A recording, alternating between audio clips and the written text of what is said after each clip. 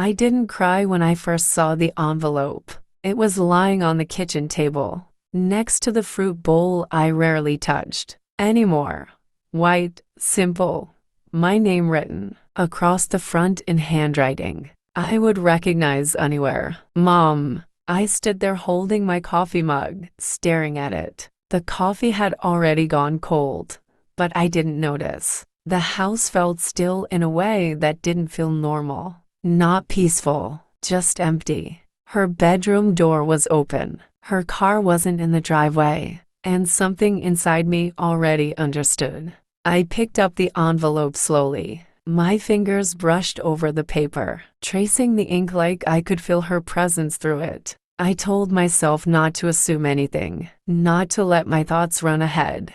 But a mother always knows when something is wrong. I sat down at the table where we had shared so many dinners, homework nights, birthday cakes, quiet talks after hard days. I opened the letter carefully. I smiled while I read it. That's the strange part. I smiled because my heart hadn't caught up yet. Because sometimes the truth arrives quietly before the pain does. Her words were calm, loving, honest, and final. By the time I reached the last line, my chest felt hollow. Not shattered, not dramatic, just empty in a way I cannot fully explain. My daughter hadn't written out of anger. She wrote because she was leaving. And her goodbye letter left me in tears long after the sun had filled that kitchen with light. Fade out, soft strings. To understand how we got there, you need to know who we were.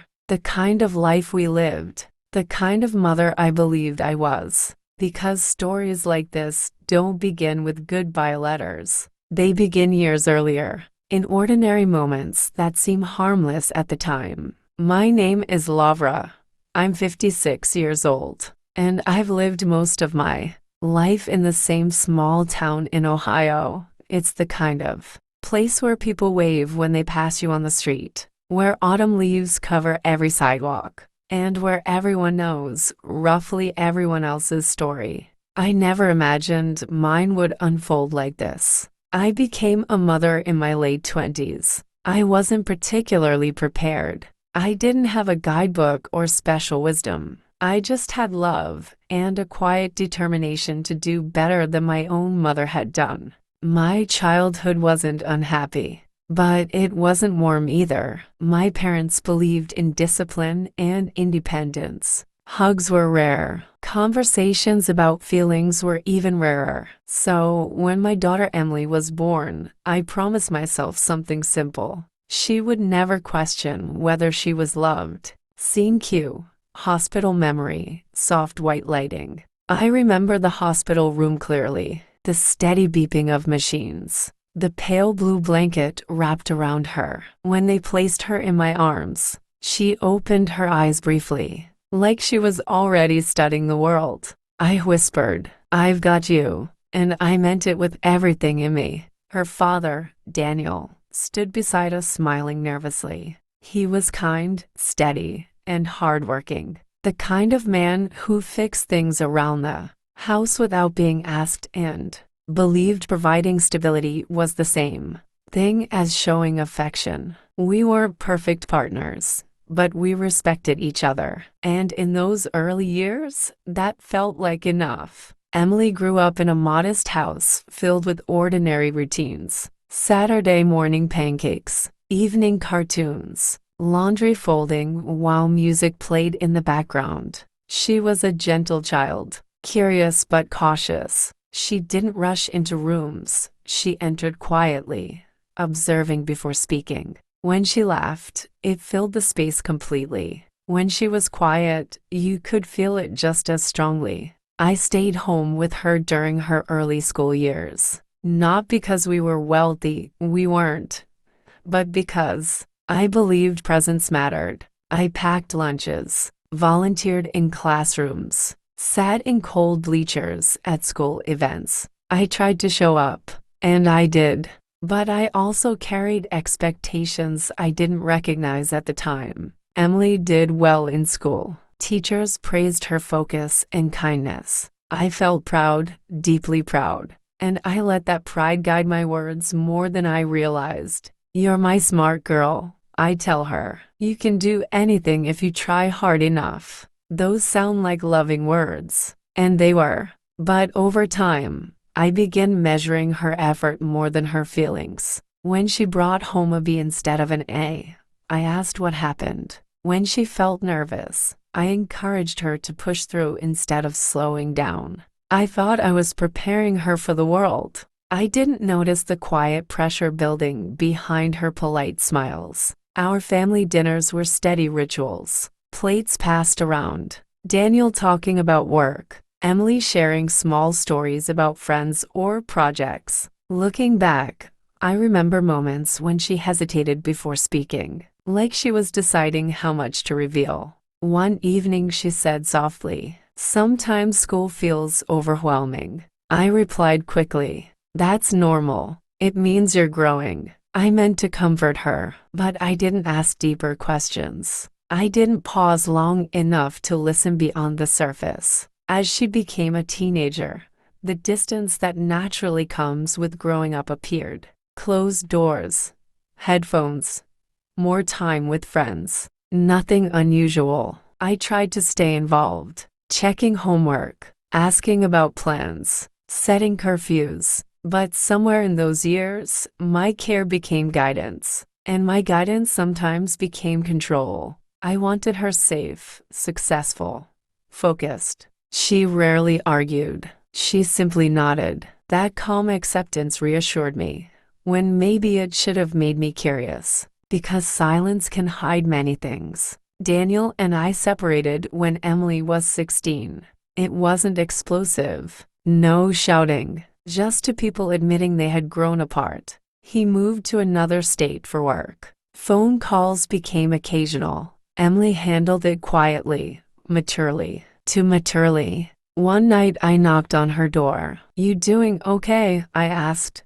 She gave a small smile. "I'm fine, Mom." Again, I accepted the answer. I didn't sit beside her long enough to see whether fine meant something else. She graduated high school with honors. I cheered louder than anyone when her name was called. I believed we were close, strong, connected, and in many ways, we were. But closeness built only on pride and responsibility can sometimes miss emotional depth. I see that now. At the time, I felt confident that our bond was unbreakable. When she left for college, just 2 hours away, I packed her car with blankets, kitchen supplies, and handwritten notes tucked into boxes. I hugged her tightly in the parking lot. "Call me whenever you need," I said. She hugged me back. "I will." And she meant it. At first, during her first year away,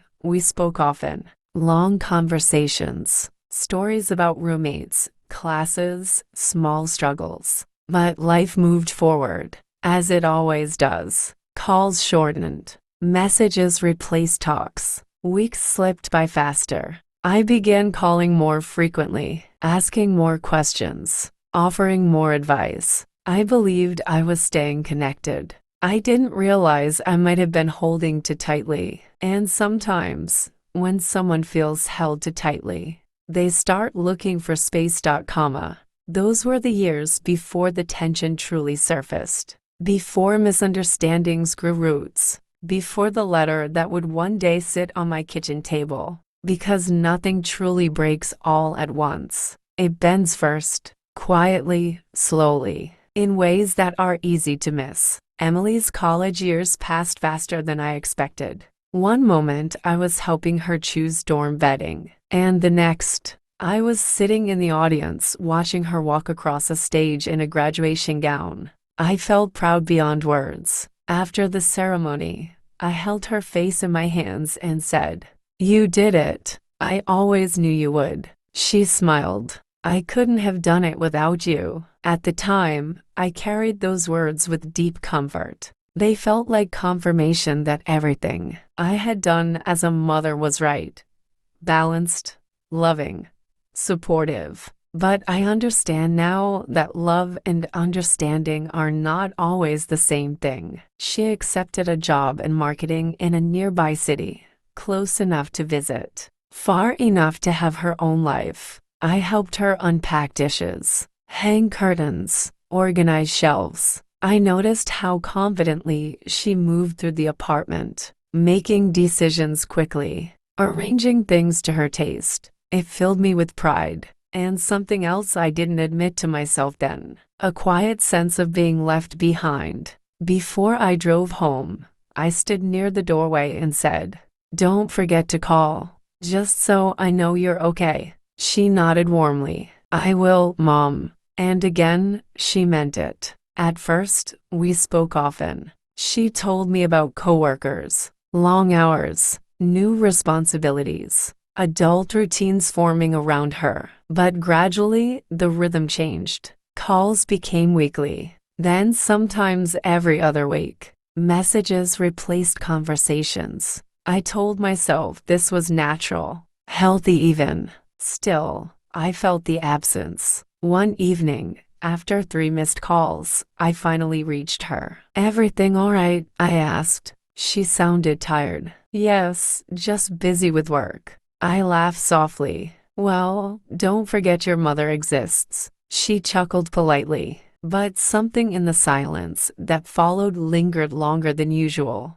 Holidays became moments I looked forward to more than before. When she visited, the house felt alive again. Her voice filled rooms that had grown to quiet. I cooked her favorite meals, asked about her life in detail, offered advice when she shared concerns. Sometimes she listened quietly. Sometimes she changed the subject. I assumed she simply wanted to relax during visits. Looking back, I wonder if she felt questioned instead of comforted. One winter evening during a visit, she mentioned considering a career shift. "I might explore something different," she said carefully. I responded without thinking. "But you work so hard to get here." She nodded slowly. "I know." That was the end of the conversation. At the time, I believed I was protecting her from uncertainty, encouraging stability. Now I see I might have discouraged openness.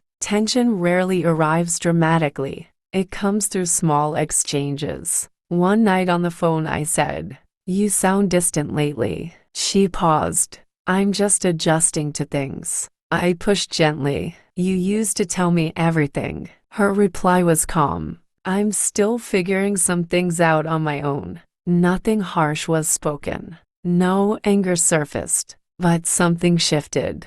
Over the next year, I noticed subtle changes. She visited less frequently. Conversations stayed on safe topics, work schedules, weather, travel plans, not feelings, not struggles. I responded the only way I knew how, by trying harder. More messages, more check-ins, more reminders that I was there. I believed effort meant closeness. I didn't realize closeness also requires space. Then she told me about Ryan. "He's kind," she said. "Easy to talk to." I was happy for her, truly. When I met him, he seemed respectful, thoughtful, grounded. But I felt something unexpected during their visits together. I was no longer the center of her emotional world. It's natural, healthy even. Still, the adjustment was difficult. I gave advice she didn't ask for, offered opinions she didn't seek. She remained polite, always respectful. But I noticed shorter responses, softer disengagement. And I still did not recognize what was forming beneath the surface. When they became engaged, I hugged her tightly. "I'm so proud of you," I said. She whispered, "Thank you for always being there." I believe that sentence meant our bond remained unchanged. But life transitions reshape relationships, marriage, career, new routines. I continued reaching toward her the same way I always had, with guidance, involvement, presence. I didn't notice she might need something different now, something quieter, something lighter. These were the early signs. No fights, No harsh words, just small emotional misalignments growing quietly between two people who loved each other deeply, but were beginning to understand each other less. And those quiet misunderstandings would soon grow into moments neither of us fully knew how to handle. Emily's wedding was beautiful in a quiet, heartfelt way. Nothing extravagant, just close friends, family, and soft sunlight falling across the garden where she said her vows. I remember watching her walk down the aisle, confident, peaceful, grown. A part of me felt overwhelming joy. Another part felt something harder to name. It wasn't sadness exactly. It was the realization that she no longer needed me in the same way she once had. That truth settles slowly in a mother's heart. After the ceremony, she hugged me tightly. "You okay, Mom?" she asked. I smiled. "Of course. I'm just proud of you." And I meant it. Ryan and Emily invited me to their home often during their first year of marriage. I tried to be helpful, bringing meals, offering to clean, giving small suggestions about organizing or decorating. I believed I was supporting them, but support sometimes crosses invisible lines when it is not requested. One afternoon, I rearranged items in their kitchen while Emily was at work. Nothing major, just placing things where I thought they made more sense. When she returned, she paused. "Oh, you didn't have to do that." Her tone was gentle. Still, I sensed something beneath it. "I was just helping," I replied. She nodded. "I know." The conversation moved on, but I began noticing similar moments, small hesitations, brief silences, polite redirections. Months passed. Visits became slightly less frequent. Not dramatically, just subtly. During a call one evening, I said, "I haven't seen you in weeks." She answered calmly, "We've been balancing work and home stuff." I responded, "You shouldn't forget family." There was a pause. "I'm not forgetting, Mom." Her voice remained kind, but something in it felt tired. One Thanksgiving, we hosted dinner at my house. I spent days preparing everything, cooking dishes she loved growing up. During the meal, I asked about her future plans, children, career steps, housing goals. Normal questions, I believed. Emily answered politely, but Ryan gently shifted topics more than once. Later that evening, she spoke privately to me. "Mom, sometimes I just want to visit without feeling like I'm being evaluated." Her words were soft, careful. I felt surprised and quietly hurt. "I know. I just need space to figure things out my way." I nodded. I told her I understood.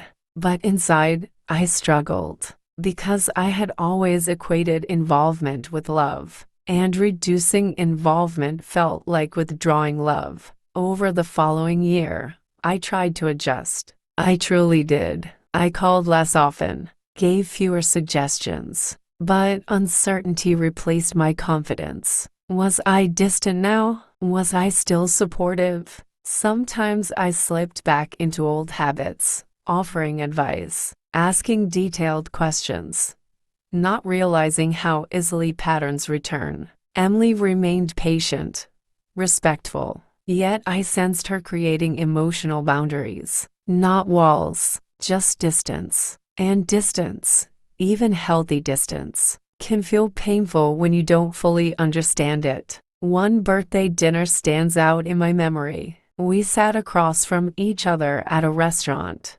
Conversation was pleasant, but lighter than it once had been. At one point, one asked, "Do you still talk to me about things the way you used to?" She thought for a moment. "I talk when I feel ready." That answer stayed with me. It wasn't rejection. It wasn't cold. It was honest. And honesty sometimes reveals gaps we didn't know existed. I began replaying memories in my mind, conversations, responses, advice given too quickly, feelings not explored deeply enough. I didn't see myself as controlling. I saw myself as caring. But caring expressed in one way does not always feel like care to the other person. I was slowly realizing something important and difficult. Love alone does not guarantee understanding. By then, tension wasn't loud or dramatic. There were no fights, no harsh words, just emotional distance widening in small, quiet steps. And I still believed time would smooth everything out. I didn't yet know that we were moving toward a moment that would force us both to face truths neither of us had fully spoken aloud. The moment that would eventually lead to a letter on my kitchen table. The change didn't happen all at once. It came through small moments that didn't seem important at the time. Looking back, I can see them clearly now. Like stepping stones leading somewhere. I didn't realize we were going. One afternoon, Emily invited me over for coffee. It had been a few weeks since we'd seen each other, and I was looking forward to catching up.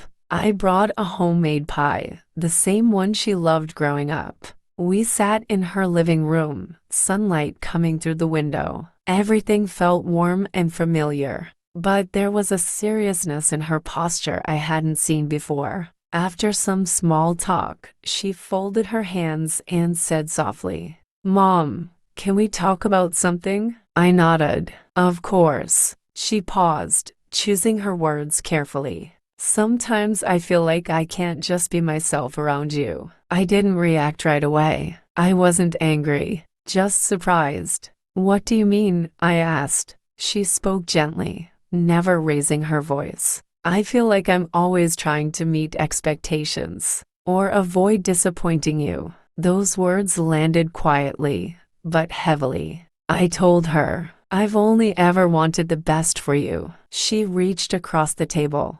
"I know, and I love you for that. But sometimes I need support without direction." That sentence stayed with me long after I drove home. I sat at my kitchen table that evening thinking about our conversation. I wasn't defensive. I truly wanted to understand. Still, it was difficult. Parenting had been my identity for so long. Guiding, protecting, advising, these were how I expressed love. Letting go of that role felt unfamiliar, almost like learning a new language. I promised myself I would do better. For a while, I tried to listen more than speak. When she shared news, I responded simply. When she made choices, I supported without offering alternatives. But relationships don't transform overnight. Patterns shaped over decades do not vanish instantly. Occasionally I slipped. One evening she mentioned feeling overwhelmed at work.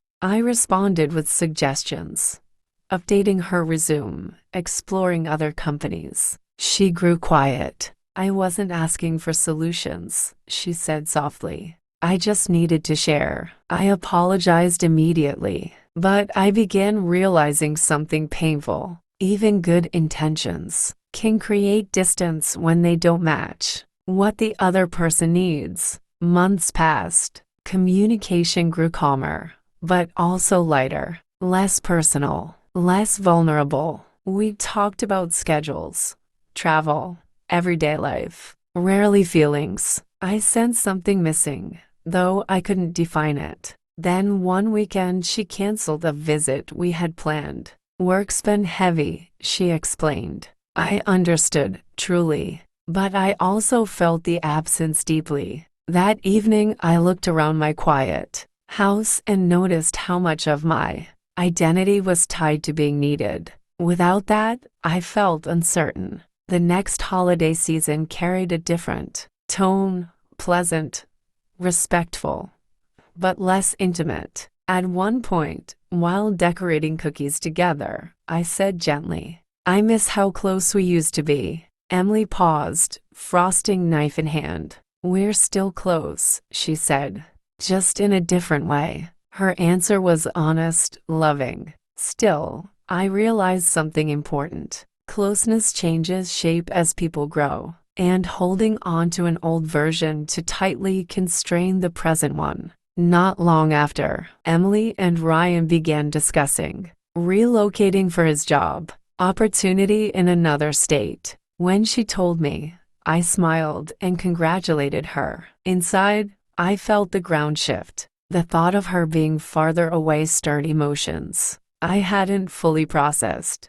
Loneliness, fear, uncertainty. I tried to remain supportive, but subtle tensions surfaced again. I asked detailed questions, raised practical concerns, mentioned the distance. She responded calmly, but I sensed fatigue beneath her patience. Eventually, she said, "Mom, I need you to trust that I'm capable of building my life." That moment stayed with me because she wasn't rejecting me. She was asking for independence, something I had always wanted her to have. Yet emotionally, I struggled to release control completely. We didn't argue. Nothing dramatic happened. But after that conversation, communication shifted again. Less frequent, more surface level, and I could feel something unspoken growing between us. I didn't know then that this quiet emotional distance, this careful politeness, was leading toward a moment that would soon reshape everything I believed about our relationship, the moment that would eventually leave a letter waiting on my kitchen table. Emily and Ryan decided to move in early spring. The news came with excitement in her voice, a new opportunity, a new city, a new chapter. I congratulated her warmly. I meant it. I truly did. But after we hung up, I sat quietly for a long time. Distance is different when it's permanent. Not a short drive away. Not a quick visit on weekends. A plane ride. Careful planning. Fewer spontaneous moments. I told myself love didn't depend on geography. Still, I felt something shifting inside me. I drove to help them pack. The apartment was filled with boxes, labeled in black marker.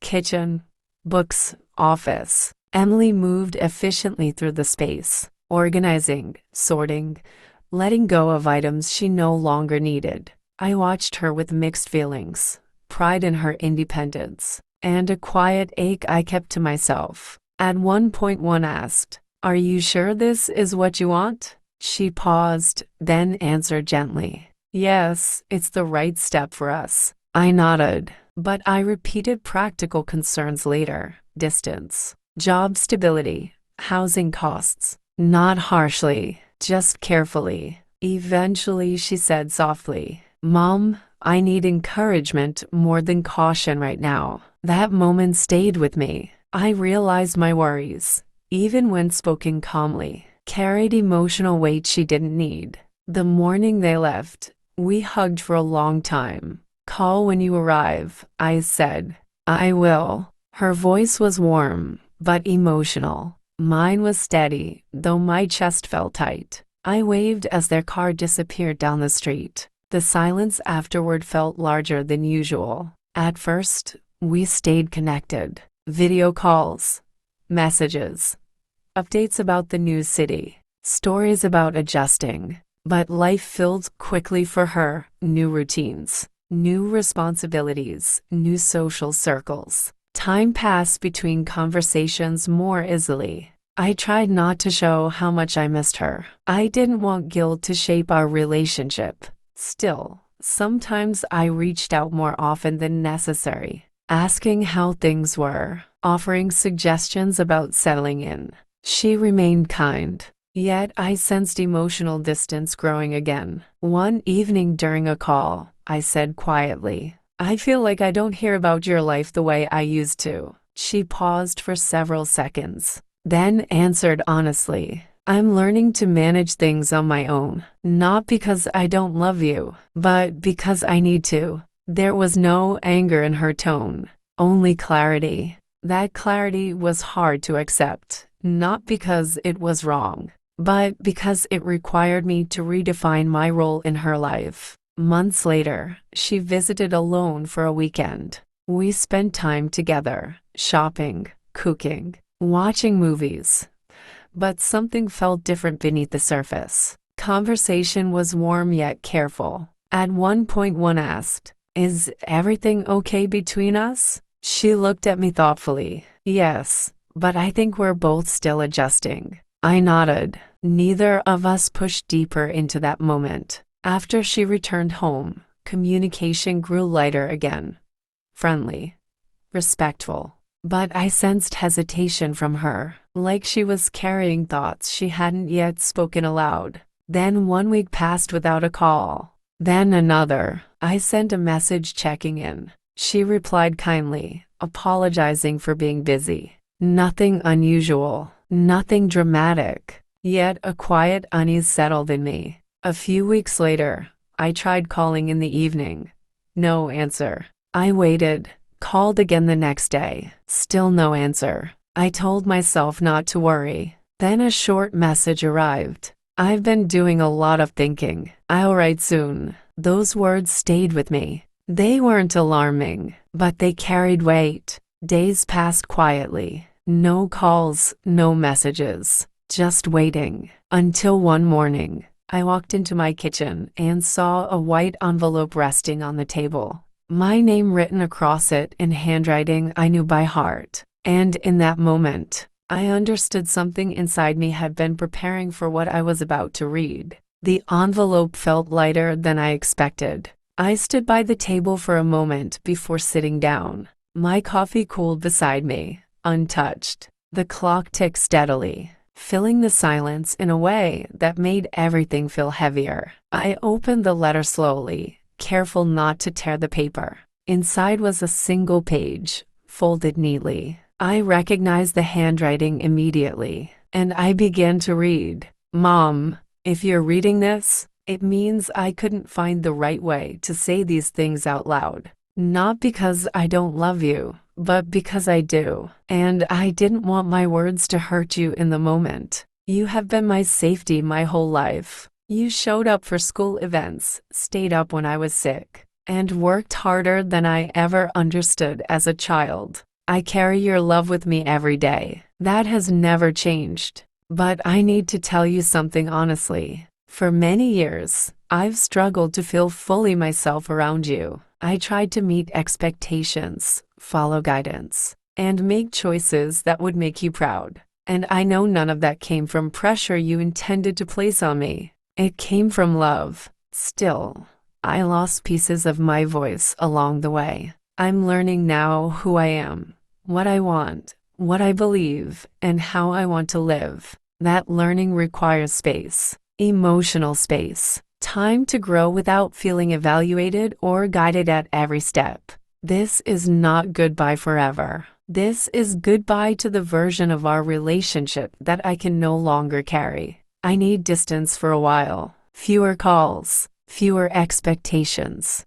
Please know this, I love you deeply. That love isn't fragile. It's simply changing shape. I hope one day we'll meet again in a place of understanding, as two adults who respect each other's boundaries and independence. Until then, take care of yourself. Love always. Emily. I sat there for a long time after finishing. At first, I didn't cry. I simply stared at the paper, reading certain lines again, trying to absorb their meaning without reacting. There were no accusations, no anger, no harsh words, only honesty, and that made it harder to dismiss. Eventually, tears came, not dramatically, not uncontrollably, but quietly, the kind that arrive when understanding settles deeper than defense. I wasn't grieving abandonment. I was grieving realization. I walked through the house afterward, letter still in my hand, past her old bedroom, past the hallway photos of birthdays and graduations. Memories surfaced with new perspective. Moments I had seen as support. Moments she may have experienced as expectation. Advice I believed was helpful. Advice that might have silenced her confidence. I didn't see myself as overbearing, but her words weren't attacking me. They were revealing her experience, and both truths could exist at once. That afternoon, I sat by the window thinking about motherhood, how it begins with protection, guidance, closeness, and how difficult it is to transition when guidance is no longer needed in the same way. No one teaches you how to release that role. You simply face the moment when holding on begins to push someone away. I folded the letter and placed it back in its envelope, not to hide it, but to honor it. Her words weren't rejection. They were growth, painful growth, necessary growth, and love still existed between us, even if its form had changed. Still, that day ended in quiet tears, not of anger, not of blame, but of acceptance beginning to take root. Because sometimes love asks us to let go, so that connection can one day return stronger and clearer. The days after reading Emily's letter felt slower than usual. Nothing in my routine had changed. I still woke up early, made coffee, watered the plants, folded laundry. The same ordinary rhythms of life continued, but inside, something was shifting. I carried her words with me everywhere, not as a burden, but as something that needed understanding. I read the letter again that evening, then once more the next morning. Each time, different sentences stood out. Not criticism, not blame, just a daughter asking for space to grow. I began writing in a notebook, something I hadn't done in years. I wrote about memories, conversations, moments I remembered clearly and others I had forgotten. I asked myself questions I had never asked before. Had I listened fully? Had I mistaken guidance for connection? Had I allowed her room to become her own person? The answers weren't simple. They weren't entirely painful either. I realized I had loved her deeply, given my time, energy, and care without hesitation. And I also realized that love alone does not guarantee balance. Understanding evolves, parenting evolves, relationships evolve. Sometimes we grow after the moment has already passed. To clear my mind, I started walking in the park each morning. The quiet helped. Watching people pass by, families, joggers, children, reminded me that everyone carries their own stories of change and adjustment. One morning, I noticed something gentle settling in my heart. Acceptance. Not immediate peace, but acceptance of her need for distance. That acceptance didn't remove the ache of missing her, but it softened the urge to reach out impulsively. Love sometimes means respecting silence. I began reconnecting with parts of myself I had neglected for years. Reading books without distraction, joining a local volunteer group, cooking new recipes just for myself. At first, these felt like ways to fill empty space, but gradually they became meaningful. I was rediscovering identity beyond motherhood, something I hadn't fully explored before. That realization didn't diminish my role as her mother. It simply widened my understanding of who I was. After several weeks, I sat down to write to Emily. I didn't write to persuade or question. I wrote to acknowledge. I thanked her for honesty, for courage, for trusting me with her truth. I told her I loved her, that I respected her request for space, that I would be here when she felt ready. I kept the letter simple. No emotional weight, no expectations, just love expressed calmly. When I mailed it, I felt something settle inside me, a quiet release of tension I hadn't realized I was holding. Months passed. We didn't speak often. Occasionally, a short message would arrive, checking in, sharing a small update. Each time, I responded warmly but gently. No pressure, no probing. And slowly, something began to change. Not dramatic closeness, not immediate restoration, but comfort, the kind that grows when both people feel respected. One evening, I looked at her childhood photo on the shelf and felt gratitude instead of sorrow. She hadn't left out of anger. She hadn't cut me out of her life. She was simply shaping her own identity, something I had once encouraged her to do. It just took time for me to recognize that encouragement also required emotional release. That realization felt peaceful. Not perfect, but peaceful. I no longer saw her letter as something that broke me. I saw it as something that opened my understanding about love, independence, and the quiet courage required on both sides of a growing relationship. And in that understanding, healing had begun. As months passed, the quiet between Emily and me no longer felt like emptiness. It felt like space, breathing room, and I began to understand it as an act of love in its own way. One Saturday morning, I received a short message from her. "Mom, I'd love to come visit next weekend.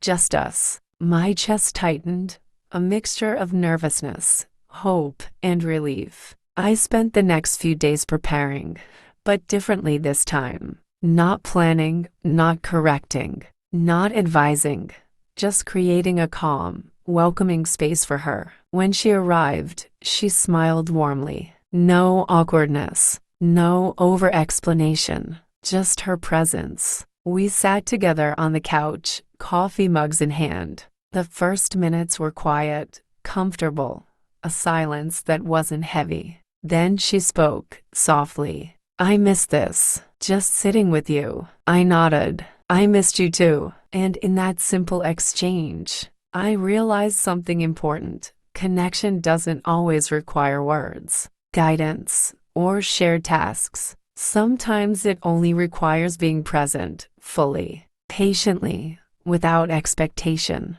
We spent the weekend cooking together, sharing stories about small things, her apartment, work, friends. I listened, really listened. When I had something to offer, I asked if she wanted advice first. She often smiled and said, "Just listening is enough." That weekend, I noticed laughter returning naturally, not forced, not cautious, genuine laughter, like it had been when she was a child. And for the first time in months, I felt at peace with the balance of our relationship.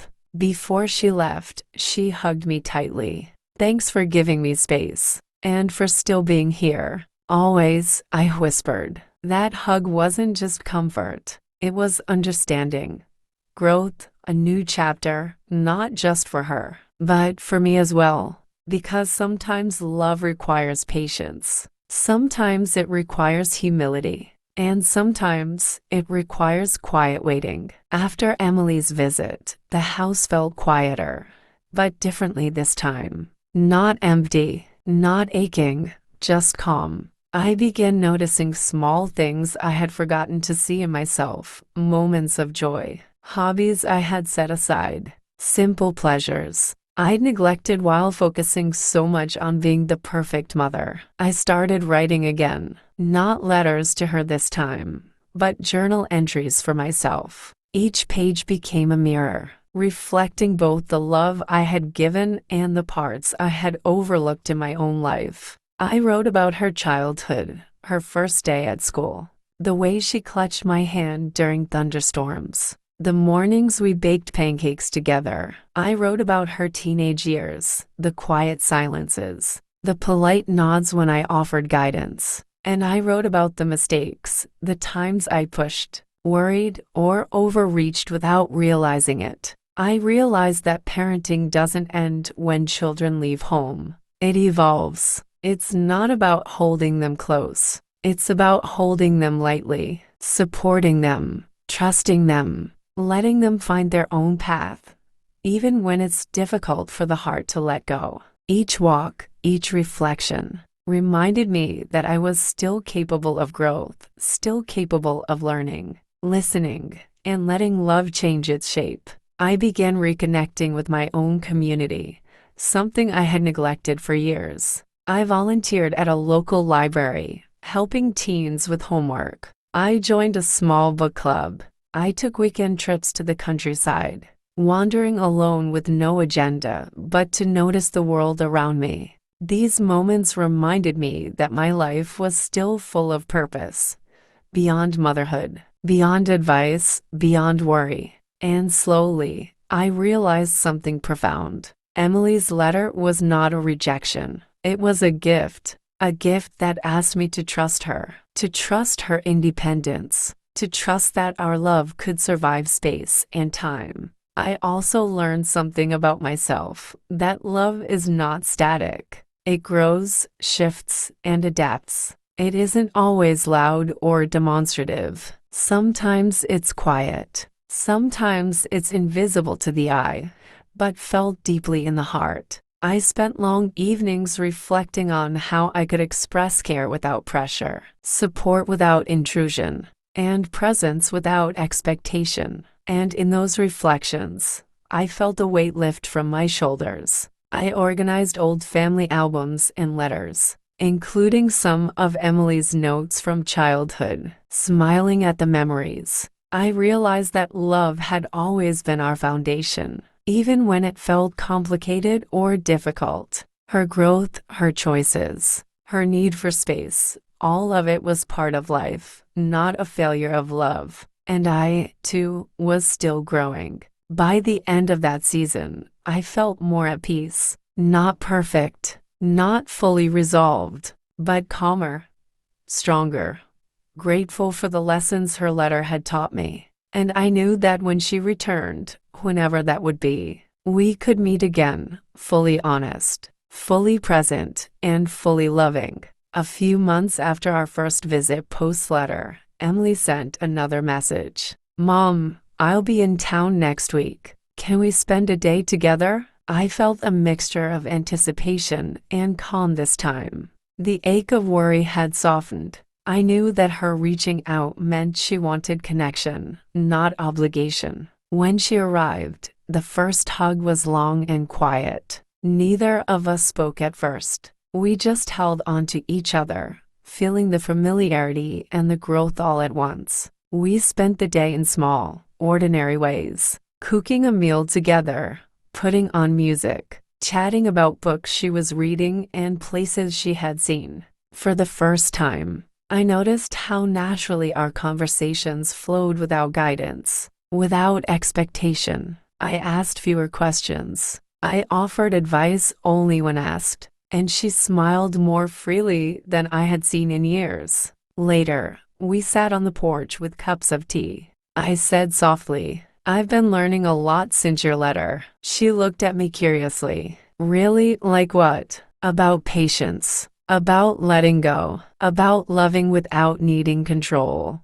Her eyes softened. "I'm proud of you, Mom." Those words struck me deeper than anything else. Not just pride, but recognition that our relationship could survive honesty, distance, and growth. Before she left, we sat on the couch, looking at old photos. We laughed at childhood memories, quietly shared thoughts about the future, and didn't need to fill every silence with words. For the first time in years, I felt our bond in balance. It wasn't the closeness of childhood. It wasn't dependence. It was something steadier, something adult, something lasting. When she hugged me goodbye, she whispered, "Thanks for giving me space, and for being patient." "Always," I replied. And I meant it more deeply than I ever had. Over time, our relationship settled into a rhythm I had never experienced before.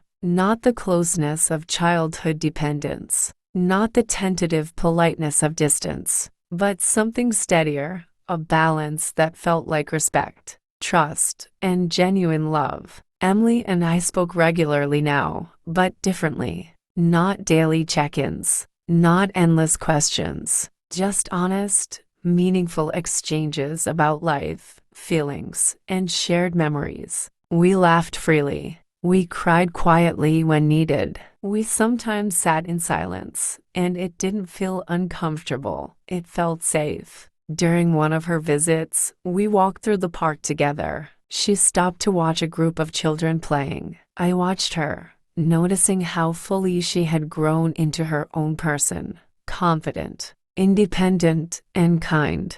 I realized that love had transformed for both of us, not lessened. Not diminished, just reshaped. I said softly, "I think I understand your letter now, more than I ever did before." She smiled, squeezing my hand. And I hope you know it wasn't easy to write. I wanted you to know I love you, even as I needed space. That night, I sat alone by the window, thinking about the journey we had taken. The fear, the misunderstanding, the quiet ache of distance. The letter. I realized that love, patience, and understanding could coexist with growth and independence. That true connection isn't about control or constant presence. It's about respect, trust, and letting people evolve while still holding them in your heart. I organized the letters Emily had written over the years. Her notes from childhood, her college years, and the final letter. Each one told a story of her growth, of my love, of the learning we both had to do. And I smiled quietly, knowing that our bond had not broken. It had matured. When she left that evening, our hug was long, warm, and full of understanding. We didn't need to speak much. We had learned to listen, to wait, to respect. And in that quiet moment, I knew, whatever challenges life might bring, our love would remain steady and resilient. Time passed, slowly, quietly. Life continued its usual rhythms. The smell of coffee in the morning, the sound of leaves rustling outside, the simple routines that shape ordinary days. But something had changed within me. Something calm, steady, and enduring. I no longer feared distance. I no longer worried that love had been lost. Instead, I understood that love grows, changes shape, and sometimes asks us to let go, even when it's hard. I often sit with old photos of Emily as a child, remembering the tiny hands, the small laughter, the quiet moments we shared. I smile softly now, because I know those memories are ours, unbroken, permanent, and full of love. And I also think of the lessons she taught me. That love is not about constant presence or guiding every step. It is about trust, patience, and letting people grow into who they are meant to be. It is about listening more than speaking, and supporting more than directing. Sometimes I write to her now, not to correct, not to advise, not to guide, simply to share my love. Sometimes she writes back. Sometimes we meet in person, quietly enjoying one another's company. It is peaceful. It is real.